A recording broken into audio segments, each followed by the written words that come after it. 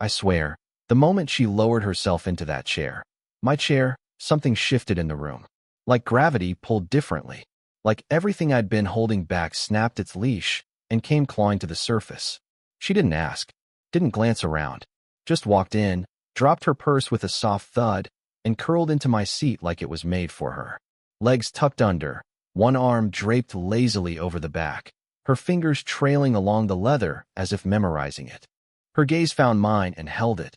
Casual, unreadable, but I knew. She knew exactly what she was doing. Let me back up.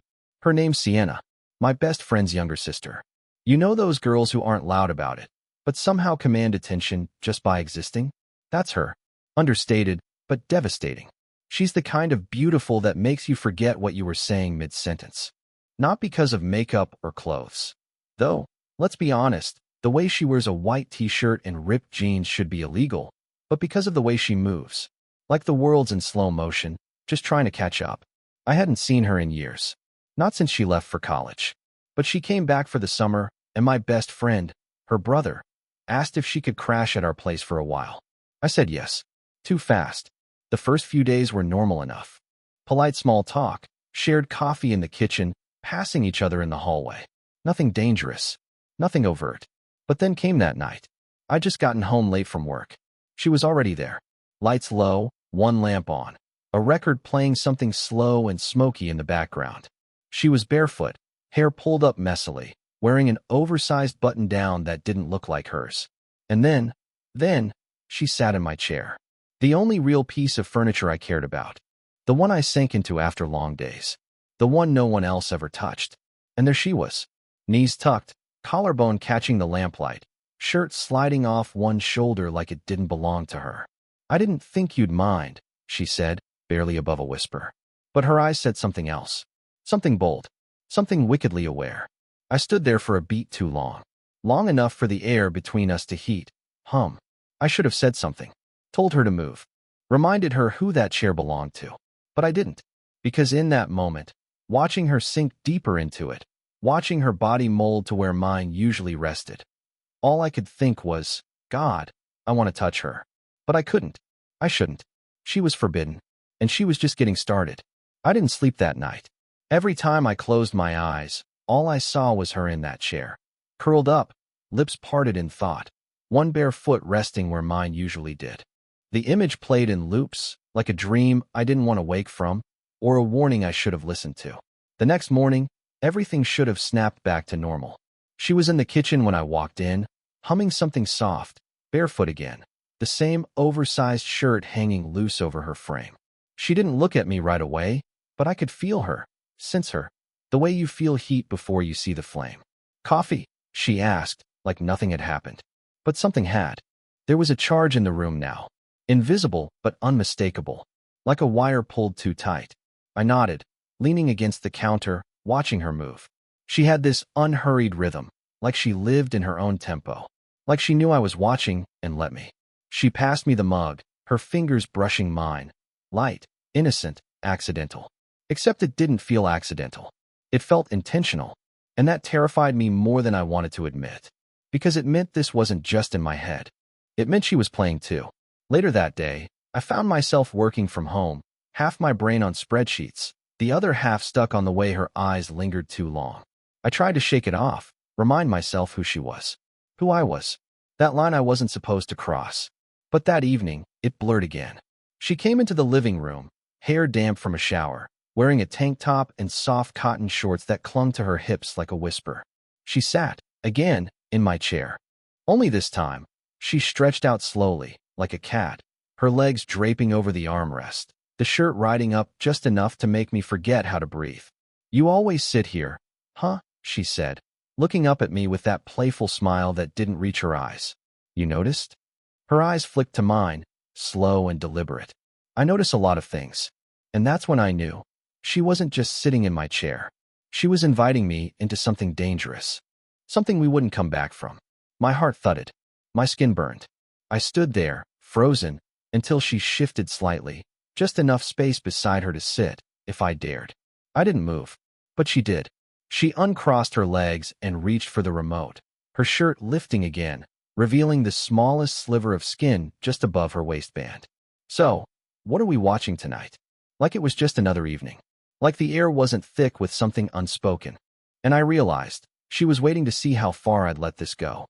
I sat on the couch, not beside her, not even close enough to touch, but close enough to feel the heat coming off her bare legs like a dare. She was pretending to be distracted by the TV, flipping through channels, her focus a little too casual. Her toes were curled into the armrest, knees slightly bent, thighs resting just where my eyes wanted to linger. Every few seconds, she adjusted, just enough to shift the fabric of her shorts, just enough to test whether I'd look. And I did. Of course I did. I wasn't made of stone, but I told myself it was harmless, that it was just a phase, a moment, a heat wave that would pass. "Why are you sitting all the way over there?" she asked suddenly, turning to face me. Her tone was light, teasing, but underneath it, something else. A pull. A challenge. I cleared my throat. "Just giving you space." She tilted her head. "Maybe I don't want space." My heart did something violent in my chest. I searched her face for a crack in the mask, something to tell me this was a joke. But there was only that slow-burning gaze, steady and unreadable. I swallowed. Hard. "You don't mean that," I said quietly. Her smile curved, slow and almost sad. "Don't I?" The room felt smaller. Hotter. Every second stretched. She turned back to the screen, but her legs shifted again, this time uncrossing slowly, deliberately, letting her thigh brush the cushion where I usually sat. The message was clear. This wasn't about the chair anymore. This was about control. And she had it. I told myself I'd get up, walk away, go to bed, and forget how her skin glowed in the blue light of the TV. But instead, I leaned forward, elbows on my knees, trying to hide how shaky my breathing had become.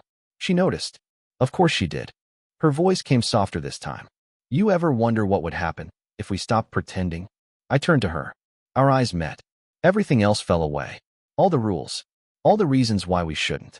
In that moment, there was just the silence between us, and her legs stretched into my space like they were daring me to move closer. I didn't answer, because the truth was, I had wondered. More than once. More than I should. She reached for the remote again, shifting once more. Her thigh brushed my arm, light as breath. She didn't apologize. And I didn't flinch. She let the silence settle again, letting me feel every bit of it. Then she whispered, "I'm not a little girl anymore." I stood up too fast. Her eyes flicked to me, curious, almost amused. "I'm gonna go to bed," I muttered, already halfway down the hall. But I knew the real truth the second I closed the door behind me. I wasn't walking away. I was just buying time. Because she had already crossed the line. And I was one breath away from following her. The next day, I avoided her. It wasn't intentional, not at first. I just stayed busy. Too busy. I left the house early, buried myself in work, made excuses not to come home until late. But even then, I could feel her in the air, like static before a storm. Every step I took upstairs, I wondered if she was still awake. If she was lying in that guest room, wrapped in a sheet, wondering the same things I was trying not to admit. It didn't help that I started dreaming about her. They weren't even sexual dreams, at least, not in the way you'd think. It was the in-between that haunted me. The small things. The way her lip tucked under her teeth when she thought too long. The way her fingers slid absent-mindedly over the rim of her glass. The way her eyes held too much, like she was never saying everything she wanted to. And then, 3 nights later, I came home to find her in the kitchen. Alone. Barefoot again. Wearing my button-up shirt. Not just any shirt. The blue one I'd left hanging on the back of the bedroom door. The one I wore when I wanted to feel grounded, confident, in control. It was unbuttoned at the top. Too much collarbone showing. Too much skin. And it was tucked in only halfway. Like she had slipped into it without thinking. Or like she had thought about it. Too much. She turned when she heard me. "Oh," she said, feigning surprise. "Didn't think you'd be back this early." I tried not to stare.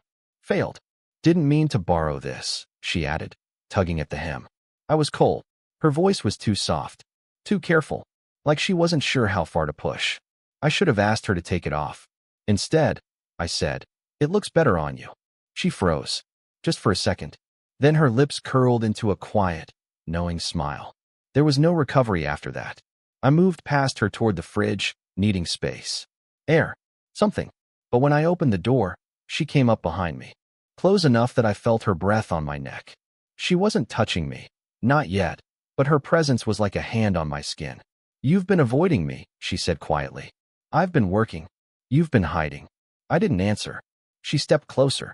Her fingers brushed the edge of the counter beside mine. A whisper of contact. Nothing more. "You think I don't notice when someone wants me?" My jaw clenched. I turned slowly to face her. "I think you don't realize what you're playing with." She didn't back away. Instead, her hand found the middle button of the shirt, the one that had slipped loose earlier. She fastened it slowly, deliberately, her eyes never leaving mine. Then, with a quiet, breathless sort of calm, she said, "You're not the only one trying not to cross a line." My heart thundered. My hands ached to reach for her, to pull her into the storm she'd started. But I didn't move, and neither did she. We stood there, close enough to burn, but still on opposite sides of a crumbling line. And when she finally turned and walked away, the soft swish of the shirt was the loudest sound in the house. The next time the line blurred, it wasn't a whisper. It was a declaration. I came home late again.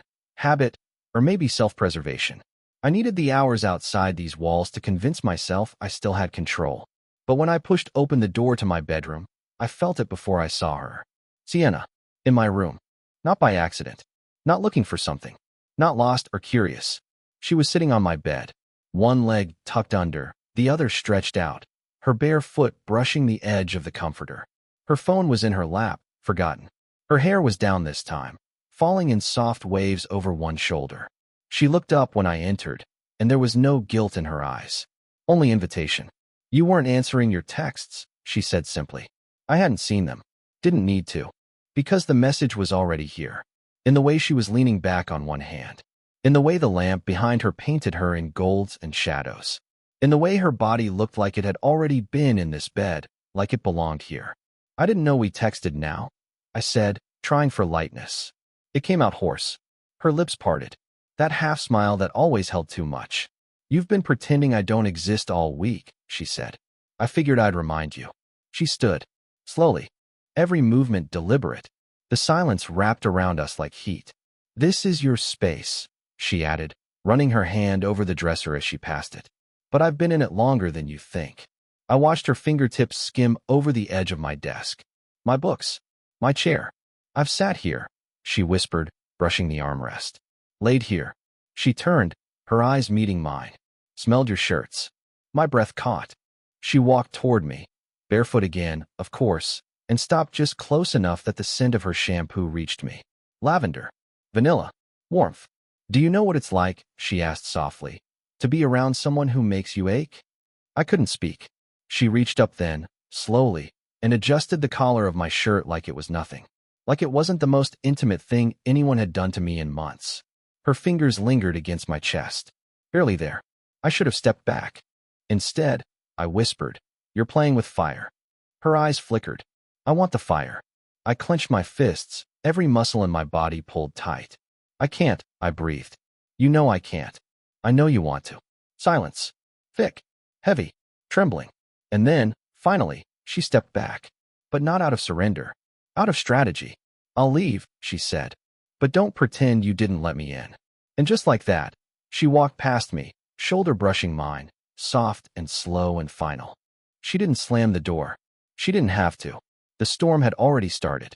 And it was inside me now. I don't remember what we were arguing about. Something stupid. Something small. A dish left in the sink, or the volume on the TV. But it wasn't about that. Not really. It never is. She was standing in the hallway, arms crossed, jaw set. I'd said something sharp, something too honest, and she didn't flinch. She just stared at me, eyes burning. "You think you're the only one torn up by this?" She snapped. "Sienna, you think I wanted to feel this way?" I didn't answer. Because I did think that. Because I thought she was playing some game she didn't fully understand. But now, looking at her, shoulders tense, breath shallow, lips trembling, I realized it wasn't a game anymore. She was in it. Just like I was. She turned to leave, fast, too fast, and clipped her shoulder against the doorframe. "Wait." I reached out instinctively, catching her wrist. She spun around, and that's when I saw it. A small cut on her lip. Just the edge, barely red, barely there. But it undid me. Because it was real. She touched it with her thumb, and when she looked at me, All the fire had drained from her. I didn't mean to, I started. She shook her head. It's nothing. But it wasn't. It was everything. Because for the first time since this started, I saw her not as temptation. Not as a fantasy, but as a person. Hurting. Confused. Stuck in the same unbearable longing I couldn't shake. I moved closer, slowly. She didn't step back. My hand hovered just above her cheek. I never wanted to hurt you, I said. She closed her eyes. You didn't. But when she opened them again, they were glassy. You're just not letting me mean anything. That landed like a stone in my chest. I wanted to tell her she already meant too much. That I'd thought about her more than I'd ever admit. That every time I told myself to stay away, it was her face I saw in the dark. Her voice I heard in my sleep. But instead, I reached up, hesitant, and brushed my thumb over the corner of her mouth. Carefully, reverently. She leaned into it. I can't do this halfway, she whispered. I know. She placed her hand over mine. You don't have to say it, she said. But you feel it, don't you? God help me. I did. I felt it in every nerve. Every second I spent pretending I didn't want to pull her into me, press my lips to the place where she was bleeding, and kiss the ache right out of her. But I didn't move. And neither did she. Because we both knew we were standing on the edge. And one more breath would send us over. I couldn't sleep. The house was too quiet, too still. Every creak of the floorboards, every breath of wind against the windows felt like it was trying to remind me what I hadn't said, what I hadn't done. I kept thinking about her lip, that tiny wound, the way her voice broke when she said she didn't want to do this halfway. And worse, I kept thinking about how close I came to saying it, to admitting what I'd buried the second she walked back into my life. I was still lying awake when I heard the knock. Soft, hesitant. One knock, then nothing. I opened the door slowly. She was standing there in one of her long sleeve shirts, bare legs peeking beneath the hem, eyes wide, hair messy from tossing in bed. I know it's late, she said. I wasn't sleeping. I figured. We just stood there, staring. The hallway light was behind her, casting her in soft gold, like something from a dream. Can I come in? She asked. I stepped aside without answering. She walked past me, slowly, barefoot as always, then turned to face me once more. There was something different in her posture, less playful, more raw. Like something inside her had finally broken loose, and she wasn't going to pretend anymore. I need to say something, she said, her voice barely a whisper. And I don't want you to interrupt. I nodded, heart pounding. She swallowed. I know I pushed, she began. I know I crossed lines. But I never meant to mess with you. I wasn't playing. I never was.